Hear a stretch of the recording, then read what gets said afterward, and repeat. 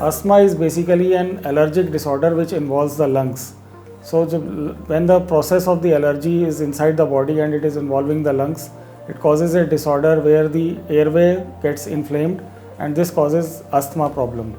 So the types of asthma can be an early onset or late onset. Early onset means the childhood itself the patient gets the problem, and this is more or less related to the allergic disorder which comes from outside the body.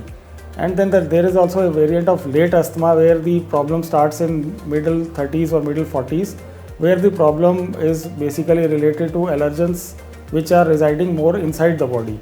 So these are the two broad classifications of asthma.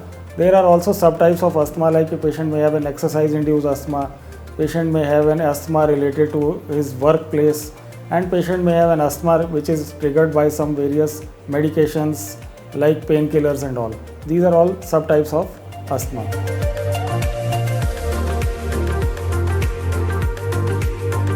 The causes of asthma can be related to products which are outside the body and in the environment. Like there can be triggers due to pollens, which is very common these days, particularly in the month of April when there is a lot of pollens outside the environment.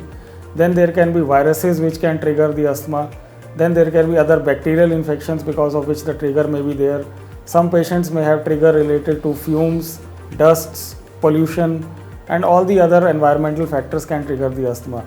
And some patients will have a trigger which is inside the body, which is very difficult to identify, and these triggers may be related to house dusts and related to rodents and related to all the products going on inside the body, inside the house and inside the body, where we have to do various tests to identify the exact cause, what are the triggers are, and then we can reach a conclusion for the treatment of this patient.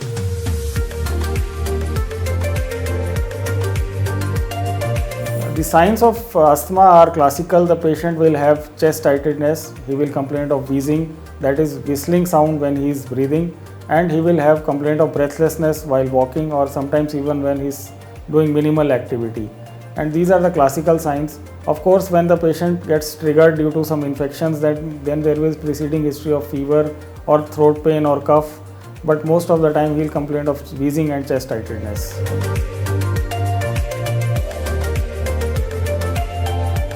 Asthma is actually, if you can understand, it's a disease which is caused by an allergic reaction where the lungs get inflamed.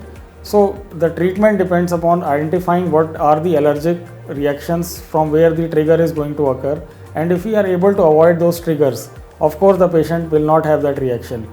But the correct term would be that asthma is controllable. It is controllable with medications, and the medications are importantly use of nebulized or inhaled medications, which are the most effective and the best treatment for asthma.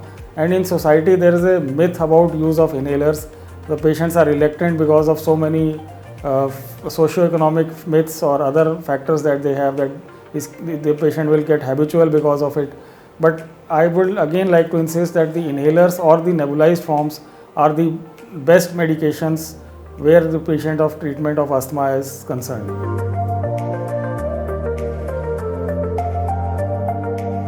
We take a detailed history of each asthma patient about what his triggers are, and if we are able to identify 3 or 4 important triggers, then we of course tell the patient to avoid this. Suppose if the patient is having trigger due to eating something like curd or etc., so we ask them to avoid that eatable product. Or if he is having asthma related to certain medications, like he has taken some medicine and he has got a reaction, so we would ask him to avoid the medications. So these are the important preventive aspects. But sometimes even with his detailed history we are not able to get the proper trigger.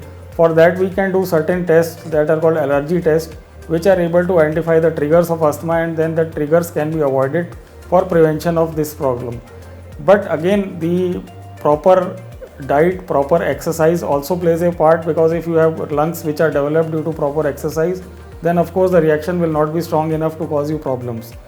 And if the patient is having chronic asthma, he is having long-term asthma, then he has to take his proper medications, otherwise he will have repeated exacerbations. He has to get vaccinated for the prevention of some bacterial and viruses which are common, so that he does not have these infections which can trigger the further asthmatic problem.